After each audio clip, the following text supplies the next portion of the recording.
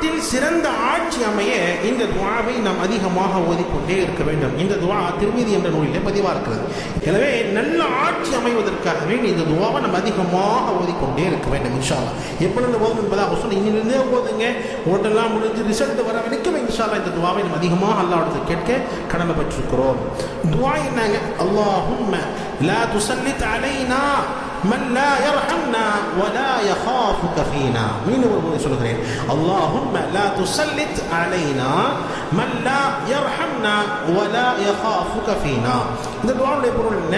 யா அல்லாஹ் நம் மீது இரக்கப்படாத, நமது விஷயத்தில் உன்னை அஞ்சாத ஆட்சியாளர்களை நம் மீது சாட்டி விடாதே என்ற பொருள். அதாவது யா அல்லாஹ் நம் மீது இரக்கப்படாத, நமது விஷயத்தில் உன்னை அஞ்சாத ஆட்சியாளர்களை நம் மீது சாட்டி விடாதே. இன்னைக்கு நிறைய பாவம் செஞ்சுட்டோம் இல்லையா?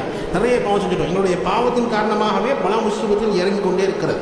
நாம் யோசிக்கணும், என்ன ஏன் பிரச்சனையாக இருக்குது, கஷ்டமாகவே இருக்குது இப்பதான் நம்ம சொல்றோம். இந்த பாவத்தை நம்ம அந்த அளவுக்கு செஞ்சுட்டே தான் இருக்கிறோம். அல்லாஹ் பாதுகாக்கணும். நம்முடைய பாவங்கள் குறைந்தால்தான் அல்லாஹ்வுடைய சோதனைகளும் குறையும். எனவே நிச்சயமாக இப்படி துஆ செய்யணும். யா அல்லாஹ் எங்களுடைய பாவத்தின் காரணமாக மோசமான ஆட்சியாளர்களை நம் மீது சாட்டி விடாதே. இந்த துஆ நம்ம அதிகமாக செய்யணும்.